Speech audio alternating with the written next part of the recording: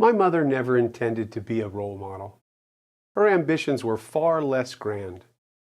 Be a valuable asset on the job and a dedicated, loving mother and wife at home. Ironic, I know, that a woman who accomplished so much wanted nothing more than to be challenged on the job and cherished at home. My mother never intended to be a symbol of feminism, but then my mother's life was filled with irony. Phyllis Shapiro Sewell was an exception to the rule. She was a trailblazer, my mentor, and an icon for women in business. In 1952, it was considered a waste of money to educate women beyond high school. Only 5.8% of females in this country graduated from a college or university that year. Those who did usually studied to be teachers. Phyllis, on the other hand, graduated from Wellesley College with a degree in economics, with honors. Equipped with her newly minted expertise, Phyllis searched the classified ads for a corporate position. Upon discovering an ad for a position at Federated Department Stores that promised no typing or shorthand required, she thought to herself, this one might be a good fit. She was hired as a junior analyst, a significant first career step for anyone, and certainly a woman. That first step was Phyllis's entree into the business world. It also put her on the path to be a full-fledged pioneer for women at the corporate level and powerful boardrooms. She didn't expect to have a long career because she wanted a family. And at that time, women weren't expected or even accepted to have both. Clearly, Federated knew they had someone special in Phyllis, as she was given critical projects from the outset. One of her favorites was to track the buying habits of the baby boom generation. In no time, she shot up the corporate ladder, moving from junior analyst to analyst, then project director, and later research director, all before she married Martin Sewell at the age of 28. When son Charles was born in 1963, Phyllis still envisioned a traditional homemaker role for her future. But with insight shaped by the significance of her contributions, executive leadership suggested she simply take a leave of absence and then come back part-time. She accepted and instantly made Federated one of the first companies to accommodate flexible work schedules. Phyllis spent her entire career at Federated Department Stores, now Macy's, an $11 billion corporation that operated department stores, discount stores, and supermarkets. Phyllis hired me approximately 35 years ago to join then Federated Department Stores. And she helped me so much in the early days, both learn about the company, learn about retail, but also learn about being a female in the business workplace. And she was a terrific help to me. She was also great when I started having children. The two girls were born, and she was always very supportive of what I wanted to do as a mother, as a wife, and obviously also from the business perspective. She sort of tried to do it all and was a great role model to help me understand the balancing of work, home, and also the community activities. Before retiring as Senior Vice President, her responsibilities included corporate and divisional strategic plans, studies of consumer attitudes and buying habits, studies of retail merchandising and marketing opportunity techniques, and development of effective management information systems. She was brilliant and a good listener. Legend has it, she was rarely without an opinion or question. Although she joined her first corporate board while she was still working as a senior executive at Federated, Phyllis's second career, as she called it, really took off and flourished.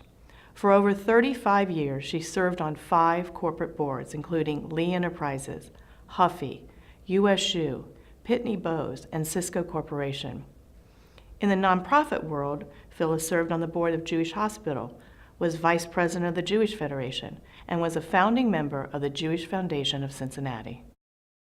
From Phyllis's own vision and initiative, she changed the structure and the function of our organization. She set out to make sure that when we made funding decisions, we had the best information we could.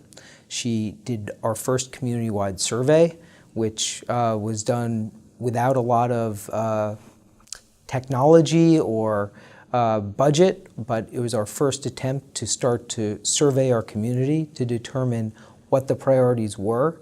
Phyllis really moved us from making decisions based on history and relationships to making decisions based on priorities and measurements.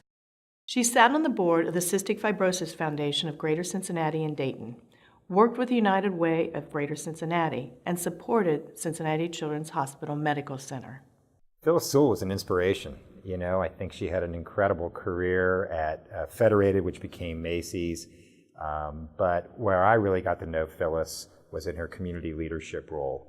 And so from her pioneering work at the United Way to her leadership of the Jewish Foundation, her love for Cincinnati Children's, Phyllis was a real force of good for our community, of helping others, and of bringing her substantial intellect and real passion to help others to the work of our community. Phyllis Shapiro Sewell was known as an unbelievable, gentle woman with great business intellect. She was a force for good, a pioneer, a Renaissance woman, a role model for me and for many. She paved the way from the conference room to the boardroom so that many women could follow. My mother was not a rocker of boats. She was a rudder for boats, at the back, below the surface, out of sight, gently directing the course of the journey and making sure that everyone on board got to where they needed to go. Good evening, everyone.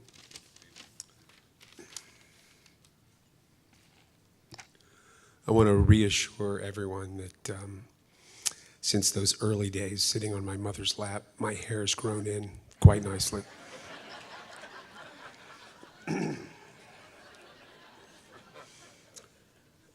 I'd like to thank Junior Achievement and the Cincinnati Museum Center for sponsoring this wonderful event. Gail Stanek, Betsy Zellick, Tom Huckel, and Greg Ebel for their commitment and their diligence in planning this event. Jeff Gardner of Optasia Productions, who created the beautiful video tribute to my mother. Kay Geiger, Michael Fisher, and Karen Hogue for their contributions to that video.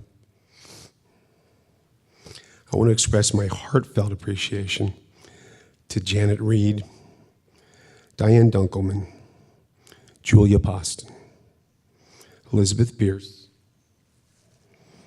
Francie Pepper, Valerie Newell, and Peg Wyant for their support of my mother's legacy. Most of all, I want to thank Jim Friedman at the Jewish Federation for shepherding me through this process, for carrying my mother's candidacy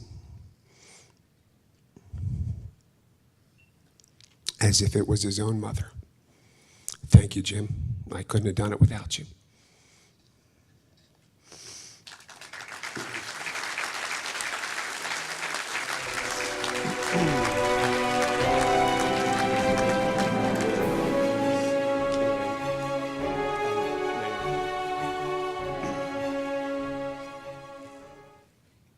Sorry about that.